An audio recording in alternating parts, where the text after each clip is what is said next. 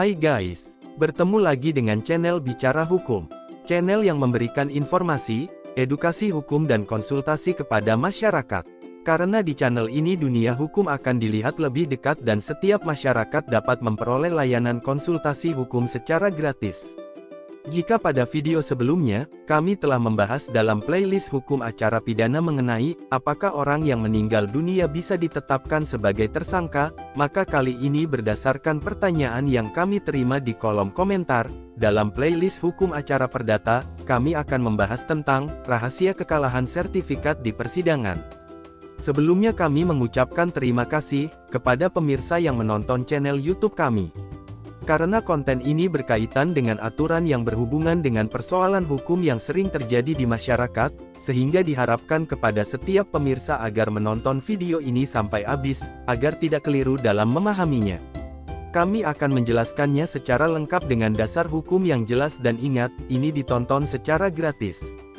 Baiklah langsung saja, tanah merupakan properti yang sangat penting bagi manusia. Manusia akan selalu berupaya untuk dapat memiliki tanah sebagai tempat untuk menjalani kehidupan baik sendiri maupun dengan orang lain. Betapa pentingnya tanah bagi manusia, sehingga setiap orang akan selalu berusaha mempertahankan tanah yang menjadi miliknya. Tidak sedikit dalam kehidupan kita, terjadi persoalan yang berkaitan dengan sengketa tanah. Sebagaimana orang yang sedang menguasai tanah tersebut berusaha mempertahankan tanah yang menurutnya merupakan miliknya, begitu juga orang lain akan berusaha untuk mengambil tanah yang menurutnya adalah miliknya. Sertifikat hak milik merupakan akta autentik.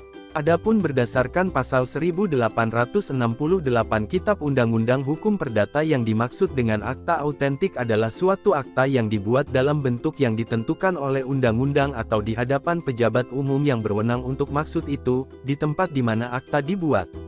Sebelum kami menjelaskan rahasia kekalahan sertifikat di persidangan, maka harus diketahui terlebih dahulu apa yang menjadi kelebihan dari sebuah sertifikat. Dalam pasal 32 Peraturan Pemerintah Republik Indonesia Nomor 24 Tahun 1997 tentang pendaftaran tanah menyebutkan 1. Sertifikat merupakan surat tanda bukti hak yang berlaku sebagai alat pembuktian yang kuat mengenai data fisik dan data yuridis yang termuat di dalamnya, sepanjang data fisik dan data yuridis tersebut sesuai dengan data yang ada dalam surat ukur dan buku tanah hak yang bersangkutan.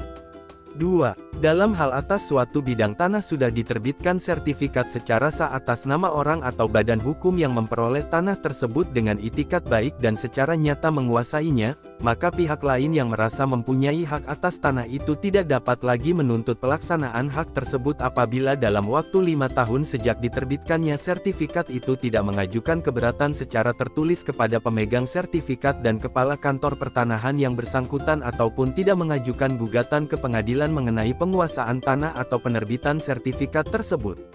Jika kita melihat bunyi pasal di atas, intinya menunjukkan kalau sertifikat merupakan alat pembuktian yang kuat.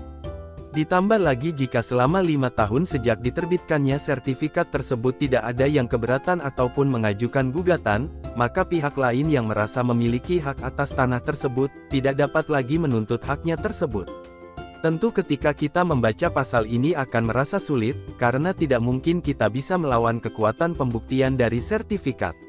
Tapi jangan khawatir, kami akan memberitahu rahasia untuk bisa melawan sertifikat ditinjau dari segi hukum. Seperti yang kita ketahui, sertifikat merupakan akta autentik yang memiliki kekuatan pembuktian yang sempurna dan mengikat, sebagaimana telah kami jelaskan sebelumnya. Namun perlu diingat, kekuatan pembuktian akta autentik tidak sampai pada kualitas yang menentukan atau memaksa. Ini artinya secara hukum masih dapat diajukan bukti lawan.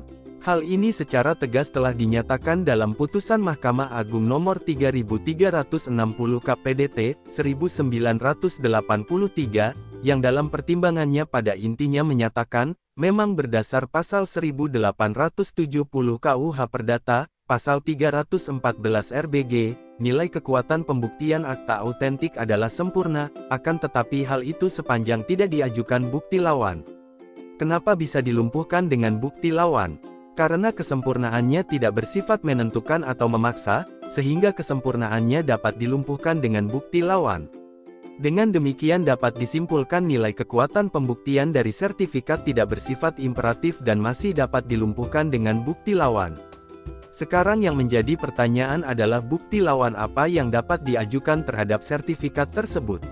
Dalam pasal 164 HIR 284 RBG, menyebutkan alat-alat bukti yang sah menurut hukum acara perdata terdiri dari surat, saksi, persangkaan, pengakuan, dan sumpah. Walaupun sertifikat hak milik, hak guna bangunan atau hak guna usaha merupakan produk yang dibuat oleh pejabat tata usaha negara, dalam hal ini Badan Pertanahan Nasional yang saat ini disebut dengan Kementerian Agraria dan Tata Ruang, namun akta tersebut tidak bernilai sebagai alat bukti yang mutlak.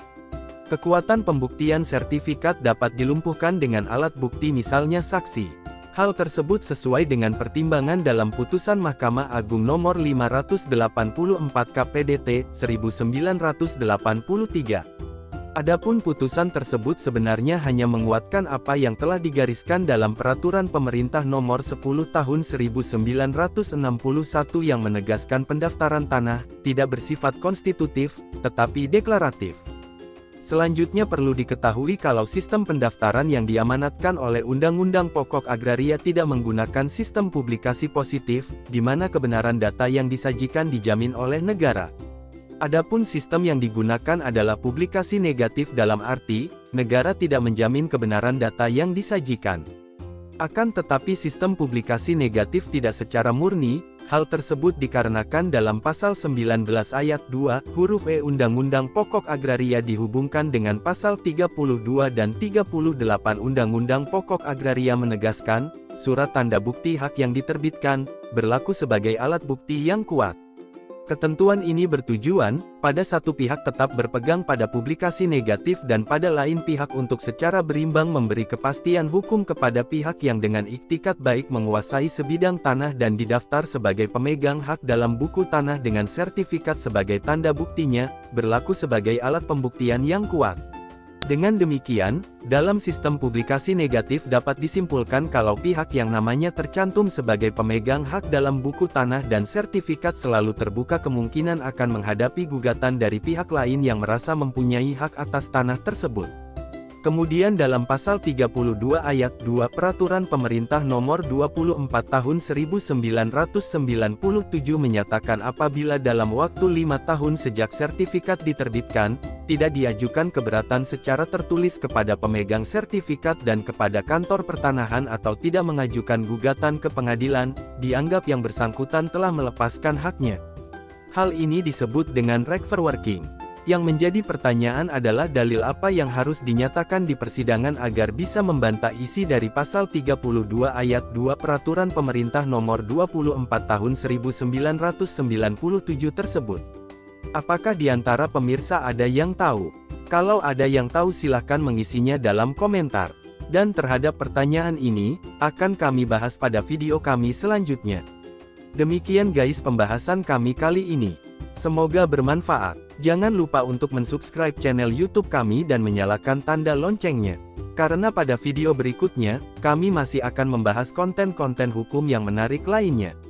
Jika ada pertanyaan menyangkut konten saat ini atau ingin mengajukan pertanyaan tentang masalah hukum yang dialami, silahkan ditanyakan atau diisi di kolom komentar, kami akan menjawabnya. Terima kasih dan sampai jumpa pada video kami selanjutnya.